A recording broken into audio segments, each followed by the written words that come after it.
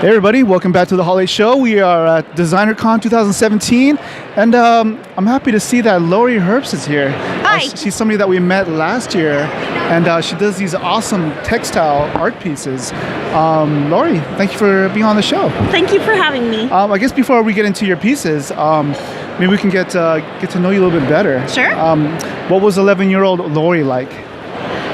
11-year-old Lori was very afraid of the dark. I was afraid of monsters most of the time. I got over that. I really like monsters now, and I was a creative kid. I did a lot of drawing and sewing and that kind of thing since I was a little kid. Like, what were you into back then? Gosh, it's hard. It's hard TV to show? remember. I did gymnastics and we did baton. My sister and I, we just did a lot of we lived in Idaho, so we did a lot of camping and that kind of thing. One of our good friends, he lived in Boise for a while. Oh, really? Most of my family's in Boise. Yeah, he's been trying to get Jerome, which was a little town with one stoplight. He's been trying to get us to go out there. So you should. Yeah. It's really beautiful. I think they even have a Comic-Con or a little con over there at Boise. Yeah, I think they do. It's a pretty good sized town. Yeah, I hear good things about it. Yeah. Were there any like TV shows or movies that you can remember that made a huge influence on your life when you were younger? I loved cartoons. I loved all kinds of cartoons, and as much as I was scared of everything, I liked scary movies too. I think that's why I just liked.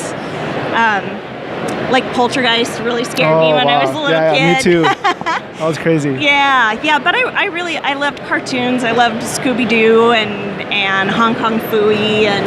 I haven't heard Hong Kong Phooey in like decades. Hong Kong Phooey's awesome.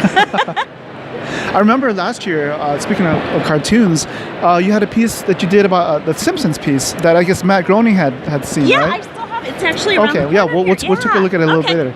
But yeah, that must have been pretty... That was really exciting. Yeah, he came in and bought one of my sweet mate here, Bonnie, bought one of her koi and looked up and saw that. I've been a Futurama fan for many, many years and saw that. He was really excited about it. So I asked him if he would sign it, and he did. Okay. That was awesome. Yeah, it was a highlight.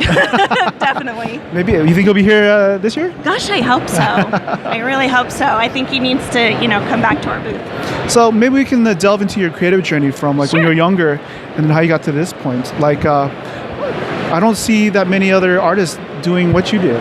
No, and actually, I went to the American Academy of Dramatic Arts, so I went to school to be an actor. Okay. And I was not, I was not cut out to be an actor. So after I had my son, my in-laws bought me a sewing machine just because I was at home, by myself a lot. And my husband had bought me a glitter vinyl bag that was a Mexican wrestling mask. And I thought that was the coolest thing ever. Like Lucha Libre.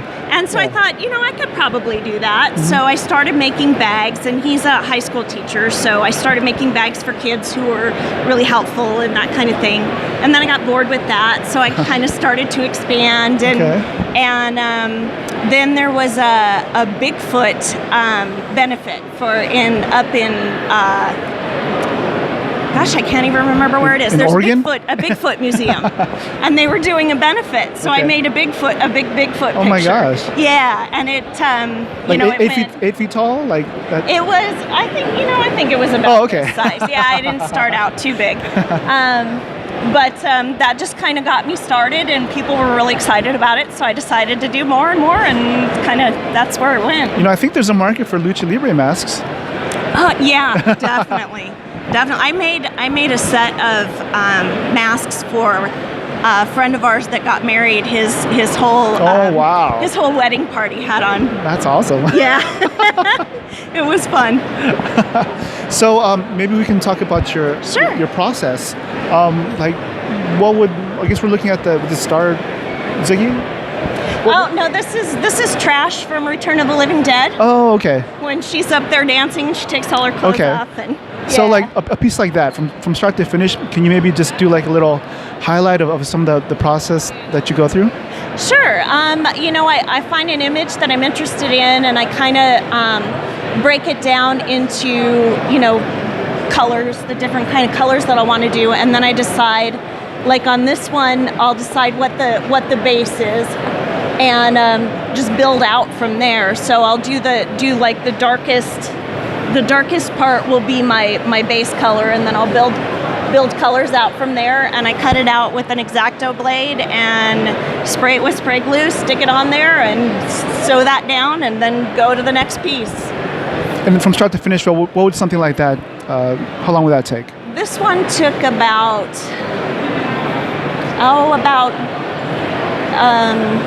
maybe 25 hours. It depends. As I get better, they go faster. Some of the early ones that I did took a really long time, but now I can make them pretty fast. Now, and what kind of equipment do you use? I have a big, if you look up here, it's a Conso sewing machine. So it's a big industrial sewing machine. It's got a great big 18-inch throat so that you can shove all that material through there. And it's got unless you know sewing, you probably won't know this, but it's got a walking foot. So the foot picks up and kind of pulls the fabric back and forth, because if you don't have that, then it'll get stuck on there. The earlier ones I did with just a home machine, and they were hard. It was really hard to do that. I can imagine, because that material looks really thick. It is. It's really thick, and some of them have several, like this one probably has 4 layers on there. Yeah. So, you'll go through sewing several layers, so you need a really strong machine. Do you have any advice out there for somebody who may want to partake in this endeavor? Yeah, actually I do. What I did was I started out looking at stencils. I looked at a lot of Banksy stuff too. Okay, Banksy. Because Banksy has that same kind of, if you look at this one, just figuring out a few colors and then doing shapes of it, and that stencil effect is kind of the same thing that I do. Yeah, we're looking at Johnny Depp's Ed Wood, and the shading on that is just incredible. Oh, thank you. So I can see how you would need an industrial level sewing machines to do all the layers. Yeah, well, and you can get used industrial sewing machines, very inexpensive, but what you really want to do is have somebody who knows machines go through it with you, because it works different than a home deck machine. So I noticed a lot of, obviously pop culture references. Yes. Like, these days, what are you into? What's on your Netflix queue? Let's see. We just finished Stranger Things 2, just Awesome. like everybody else. I think I must have polished it off in like 2 days. Oh, it was so good. Yeah. It was so good. And I listen to, while I'm sewing, I listen to podcasts, and I went through Mindhunter on Netflix. I heard good things about Mindhunter. It's really good, and since I'm working, I'm not really paying attention, so then I can go back and actually see it again and realize what happened. But whatever's on, I'm usually, like, as long as there's a long series, so it just keeps going and I can keep working in between, I'm pretty good with. So how do you get your ideas for your next, how far in advance do you plan them out? Usually not too far. If I'm going to be in a specific show, then that's easy. It's just what they want. If I'm doing, what I want to do, usually it's just, what's going on. What's relevant at the time? Yeah, when Tom Petty died, I felt really bad, so I decided that I wanted to do a tribute to him, and, this one was, when I originally did it, was for a show that was doing nudes and that kind of thing, and so I thought she's pretty. Explain what that piece is again? It's Trash from Return of the Living Dead, and she is a little punker. She's got looks like a Ronald McDonald wig, and she's really funny, but she's got the leggings on because it's in the 80s, and she gets up there in a cemetery, she gets up and throws all her clothes off. I don't know why. I thought it was David Bowie doing that. You know what? That works too. I've done David Bowie before. I think he wouldn't have had a problem with that. Yeah, for sure. So going forward, what's next for you? I have a show actually next week at Gallery 1988. They're doing their Crazy for Cult show. And so I have a couple of pieces from Blade Runner in there. Oh, wow. I have Rachel and Deckard. So, and then I have another show coming up at Pacific Coast Gallery in Hermosa on December 2nd. Mm-hmm. So I have some stuff there already, and I'll have some new stuff there. And just getting through Christmas. I can't believe the end of the year is almost here. I know. I can't either. It seemed like it went up to October, and then it's just been like, it just zoomed by after that. One question that we sometimes ask our guests is, what would you do with $1 million? Let's see. I would pay off my house. I would get we were just in a car wreck, so I would get a new car. I'm glad you're okay. It was not my fault though. I was rear-ended, so at least that's good. But I would get a new car, and I would pay for my son's college, and I would probably invest whatever was left over. I know that's really boring, isn't it? I should I'd get a jetpack or something. That's what I'd do. I'll get a jetpack. That's pretty good. I just saw a video of somebody doing like a jetpack, and like he crashed into the water. But it was good. Did you see that one video? No, I want to see that. He was being interviewed, right? And then right when the cue before him to show him taking off, he like took off and then he plunged into the water. But then he got back up. So it was kind of funny, but like sort of. I was about 4 or 5 when Evel Knievel jumped the Snake River Canyon in Idaho. I think I saw old footage of that. Yeah, so I was there, and you can still go where the ramp is, where he took off, and you can see where he fell down. My dad, one of his friends, pulled him out of the water. So no way, really? Yeah. Wow, that's incredible. Yeah. Evel Knievel. I think. I don't know, for some reason that just made me remember one of Radiohead's songs. It was about Evel Knievel. I think it was called High and Dry, I believe. But speaking of music, what kind of music do you usually listen to when you're in creation mode? I really listen to more podcasts when I'm working on stuff, because music makes me nostalgic a lot of times. So I'll be thinking about stuff, and then I don't focus very much. My husband does all the artwork for Descendants. He's a punk artist, so we listen to a lot of punk. And, all right. Yeah, that kind of thing. So what kind of podcast do you listen to? I listen to all kinds. Right now I'm really into cults. The podcast Cults, and it just talks about all the different weird cults there are out there. And I listen to Stuff You Missed in History Class. Oh wow, that sounds interesting. Oh, it's great. It's so fun. They have one of my favorite episodes is about the founding of Sea Monkeys and how that all happened. And what? That guy was nuts. So it's really, and it really does go into stuff that you didn't necessarily know about. Right. So, yeah, it's fun. I'll have to look that one up. Yeah.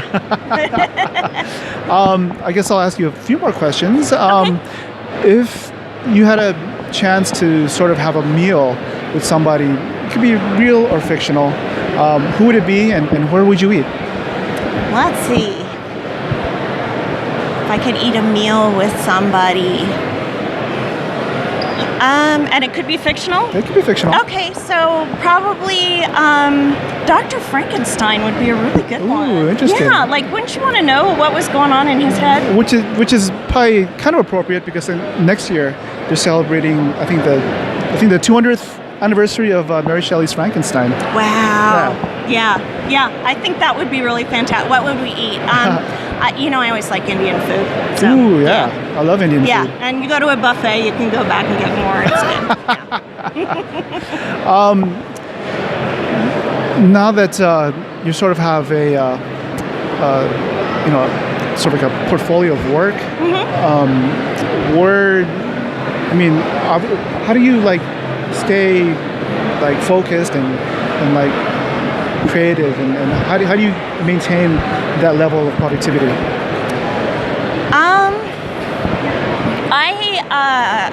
My son does virtual school, so he does school from home. So he works and I work, and we just kind of both keep it going. I've been really excited as different galleries and things are getting interested in my work. That makes me really inspired to keep going and doing podcasts with people like you. Make me really excited, and it's just it's really fun to have people, because I do, I have so many people saying I've never seen anything like this before. Yeah, it's really unique. What's that? It's really unique. Oh, thank you. Yeah, I haven't either. Paul Frank, over in the other room, was a big inspiration to me because I'd see his chairs with with definitely the monkey and all that stuff on it, and I actually asked him to be in a show a couple years ago, and he was in a show with me, so that was really exciting for me. Wow, that's incredible. Yeah. I guess we can start wrapping up the show. Is there anything that we missed that you feel our audience should know about?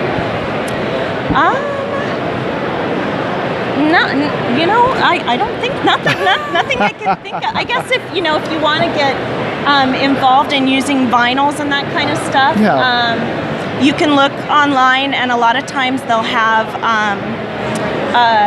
remnants. And that they'll sell a bolt, and then they'll have a little chunk left, and they'll sell a big box of those in different colors to people.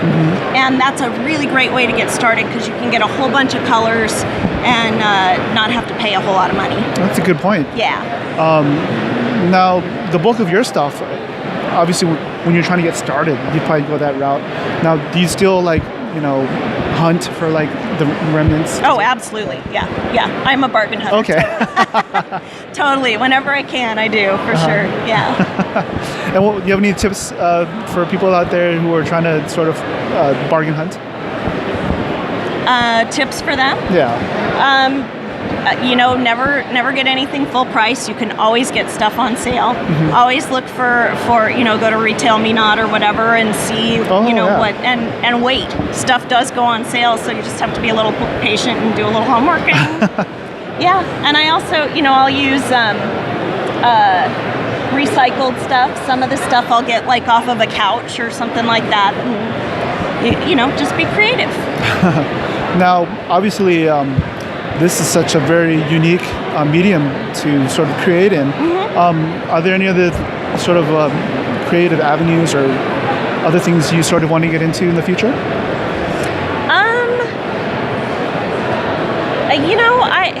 Who knows? I did, for many years, I did costuming for high school. Okay. So I helped them, make Cinderella dresses and that kind of thing, and that was really fun building. I built a giant Audrey 2 puppet, that kind of thing, so that's always fun, but I'm pretty happy with this right now. Yeah, it's awesome. Yeah, keeps me pretty busy. Yeah, we can't wait to see what else you come up with. Thank you. And where can people find you online? They can find me at Lori B. Herbst at Instagram, or they can go to LoriHerbstArtist.com. If you look me up, you'll probably find me. Cool. I'm here and there bouncing around. And you're based out of Stockton, I believe. Stockton, right? Okay. Yeah. Cool. Well, thank you so much for being on the show. Thank you. It's good it was seeing really you. great to talk to you. And we'll for sure see you again next year. Good. All right. I'm looking forward to it. Thank you. All right. Thank you. Peace, cheers. Talk to you later. Bye-bye.